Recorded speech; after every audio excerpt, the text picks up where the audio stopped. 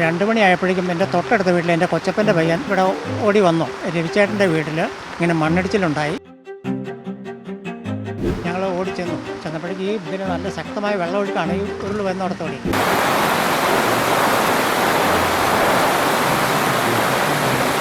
മുറിച്ച് കിടക്കാൻ പറ്റത്തില്ല. പിന്നെ ഞങ്ങൾ തിരിച്ചു വന്ന് ഇതിലെ വേറൊരു വഴിക്ക് കയറി അവിടെ ചെന്നപ്പോഴേക്കും ആ പയ്യൻ, അപ്പോൾ ആദ്യം ചെന്നവർ 2 പേര് പുള്ളിയെ പൊക്കിയെടുത്തു. രതീഷിൻ്റെ അമ്മയെ കണ്ടില്ല എന്ന് പറഞ്ഞു. പിന്നെ രാത്രിയിൽ കുറേയൊക്കെ തിരഞ്ഞു നോക്കി, പക്ഷേ കാണാൻ പറ്റിയില്ല. ഇന്ന് രാവിലെ 7 മണിക്കായപ്പോഴേക്കാണ് അവിടെ നിന്നൊരു 200 മീറ്റർ താഴെ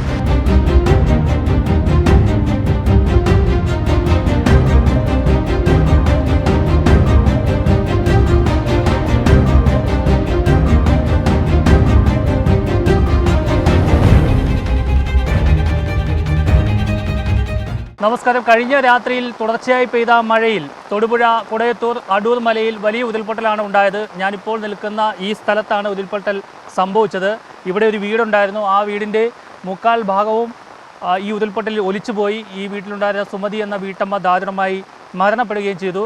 ഈ വീട്ടിലെ രവി എന്ന ഗൃഹനാഥനും മകൻ രതീഷും അത്ഭുതകരമായി രക്ഷപ്പെട്ടു. ഇവരെ മണ്ണിനടിയിൽ നിന്നാണ് നാട്ടുകാർ ചേർന്ന് രക്ഷപ്പെടുത്തിയത്. സുമതിയെ ഇന്ന് രാവിലെ 7 മണിയോട് കൂടിയിട്ടാണ് ഇതിന് ഏകദേശം 200 മീറ്റർ താഴ്ചയിൽ മണ്ണിനടിയിൽ നിന്നും പുതഞ്ഞ നിലയിൽ ആ മൃതശരീരം കണ്ടെത്തിയത്. മൃതദേഹം പോസ്റ്റ്മോർട്ടം നടപടികൾക്കായി ആശുപത്രിയിലേക്ക് കൊണ്ടുപോയിരിക്കുകയാണ്. ഇവിടെ താമസിക്കുന്ന രവിയും മകൻ രതീഷും ആശുപത്രിയിൽ ചികിത്സയിലാണ്. ഞാൻ ഈ നിൽക്കുന്ന ഈ ഭാഗത്ത് ഈ വീടിൻ്റെ തൊട്ട് മുകളിൽ ഈ കാണുന്ന ഭാഗത്ത് നിന്നാണ് ഈ ഉരുൾപൊട്ടലുണ്ടായത്. ഇവിടെ റോഡാണുള്ളത്. ആ റോഡിൻ്റെ വശത്ത് നിന്നുമാണ് ഇത്തരത്തിൽ ഉരുൾ പൊട്ടി താഴേക്ക് വന്ന് ഇവിടെ ഉണ്ടായിരുന്ന 3 മുറി വീടായിരുന്നു. ആ വീടിൻ്റെ 3/4 ഭാഗത്തോളം താഴേക്ക് ഒലിച്ചു പോകുകയായിരുന്നു. എന്തായാലും ഈ 2 പേർ രക്ഷപ്പെട്ടു എന്നുള്ളതാണ് ഏറെ ആശ്വാസകരമായ ഒരു വാർത്ത. മറ്റ് വീടുകൾക്കൊന്നും യാതൊരു പ്രശ്നവും സംഭവിച്ചില്ല. സമീപവാസിയായ നാരായണൻ ചേട്ടൻ നമ്മോടൊപ്പം ചേരുന്നുണ്ട്. അദ്ദേഹവും ഈ രക്ഷാപ്രവർത്തനത്തിന് ഇവിടെ ഉണ്ടായിരുന്നു. എന്താണ് സംഭവിച്ചത്? ഇന്നലെ രാത്രി 2 മണിയായപ്പോഴേക്കും, ഒന്നാമത് പൊതുവെ മഴ കൂടുതലായിരുന്നു ഇവിടെ. 2 മണിയായപ്പോഴേക്കും എൻ്റെ തൊട്ടടുത്ത വീട്ടിൽ എൻ്റെ കൊച്ചപ്പൻ്റെ പയ്യൻ ഇവിടെ ഓടി വന്നു.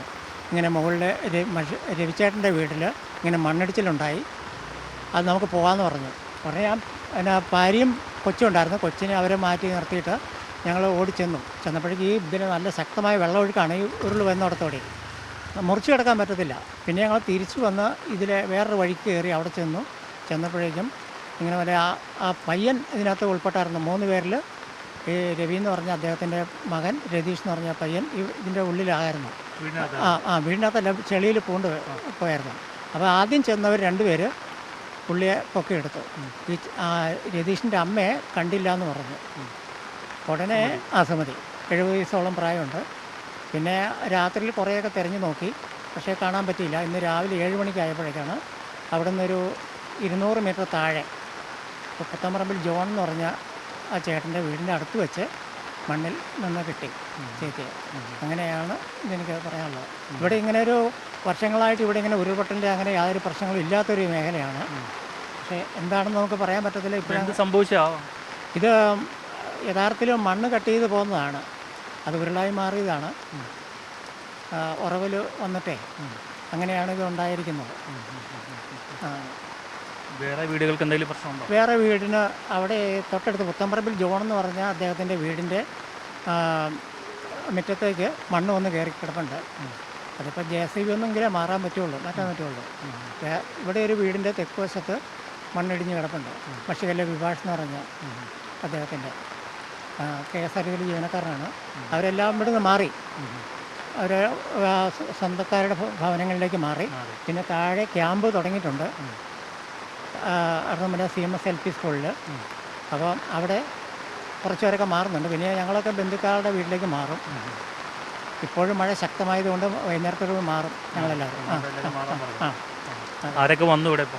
ഇപ്പോൾ MP വന്നു, MLA അനൂപ് ജേക്കബ് മന്ത്രി വന്നു, പിന്നെ ബ്ലോക്ക് പ്രസിഡന്റ് വന്നു, നീലംദേശം ബ്ലോക്ക് പ്രസിഡന്റ്, പിന്നെ കൃഷി ഓഫീസർ, ജില്ലാ പഞ്ചായത്ത് മെമ്പർ, പിന്നെ ഗ്രാമപഞ്ചായത്തിലെ മിക്ക മെമ്പർമാരൊക്കെ വന്നിരുന്നു.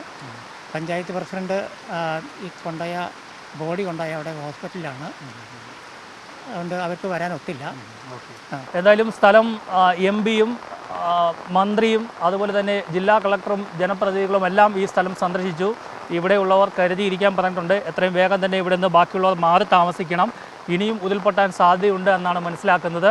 ഇവിടെ നേരത്തെ ഉരുൾപൊട്ടൽ ഭീഷണിയുള്ള ഒരു സ്ഥലമല്ലായിരുന്നു. എന്താണ് ഇങ്ങനെ സംഭവിച്ചത് എന്ന് അവർ അന്വേഷിക്കുകയാണ്. അതിൻ്റെ പരിശോധന നടത്തി വരികയാണ് എന്നാണ് പറയുന്നത്. എന്തായാലും ജനങ്ങൾ ജാഗ്രത പാലിക്കണമെന്നാണ് ഇപ്പോൾ പറയുന്നത്. തൊടുപുഴയിൽ നിന്നും DK ദിലീപിനോടൊപ്പം R. പിയൂഷ്, മറുനാടൻ മലയാളി.